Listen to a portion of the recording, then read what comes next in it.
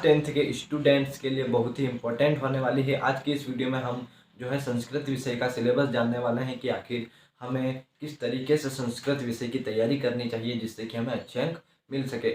आप लोगों की जो परीक्षा है त्रैमासिक वो समाप्त हो चुकी है और आप में से कई लोग अच्छे नंबर से पास हुए होंगे, कई लोग फेल हुए होंगे और कई को अच्छे नंबर नहीं आए होंगे। तो आप लोग चिंता ना करें क्योंकि आप लोगों को पता चल चुका है कि आपकी कितनी तैयारी थी। अगर आपको कम नंबर आए हैं तो कोई चिंता की बात नहीं है, आपको अब अच्छे से तैयारी करनी है और अच्छे से अच्छे लाने हैं। तो हम देखेंगे कि किस तरीके से हमें संस्कृत में तैयारी करनी है ताकि हमारा रिजल्ट ग्रो कर सके। तो हम देखते हैं सबसे पहले हमें क्या पढ़ना है, किस तरीके से पढ़ना है। तो सबसे पहले हमें क्या चीज़ पढ़नी है संस्कृत में, हमें संस्कृत में शब्द जो है शब्दों और अवयव पढ़ना है जो कि आपकी व्याकरण विधि में दिया गया है। वहाँ पर आप जो है उदाहरण के अभ्यास जो है प्रश्न लगा करके इसकी अच्छे से तैयारी कर सकते हैं।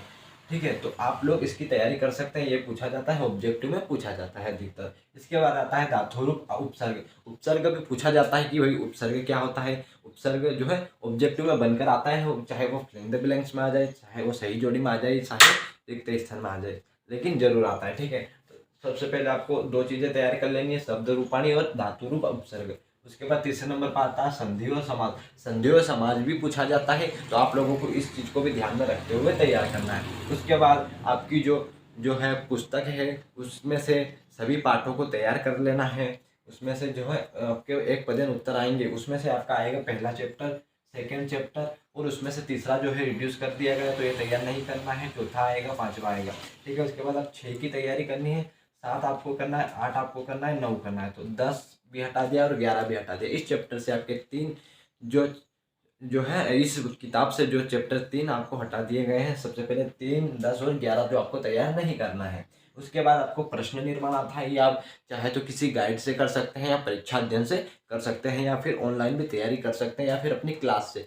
ठीक है, उसके बाद आता है क प्रति कथ्यति, ये आपको तैयार करना है। उसके बाद श्लोक भी आपको अच्छे से तैयार कर लेने हैं। श्लोक आपको 2 या 3 करने हैं या 4 करने हैं, जो कि जो प्रश्न पत्र में नहीं दिए गए हैं वो श्लोक आपको याद करने हैं।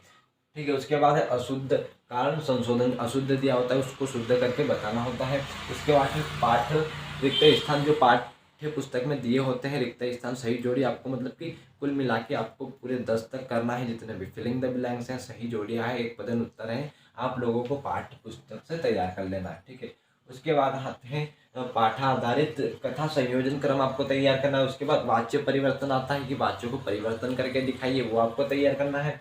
उसके बाद गद्यांश पद्यांश आता है। उसके बाद है पद्यांश भी आपका होता है। उसके पत्र लेखन आता है, आवेदन पत्र लेखन आता है, निबंध लेखन आता है। तो आपको निबंध लेखन 4 नंबर का आता है, जो है पत्र लेखन भी 4 नंबर का आता है, 2 नंबर का श्लोक आता है, मतलब कि 10 नंबर तो आपके पक्के ही, आपको पता ही है कि आता ही आता है। ठीक है, उसके बाद गद्यांश आता है। क्या है गद्यांश में, हमें पढ़कर उत्तर देना आता है आसान है। तो आप लोगों को अगर अपना रिजल्ट में ग्रो करवाना है तो संस्कृत विषय पर अधिक ध्यान दीजिए, क्योंकि इस विषय से आपका जो है परसेंटेज में ग्रोथनेस आ सकती है।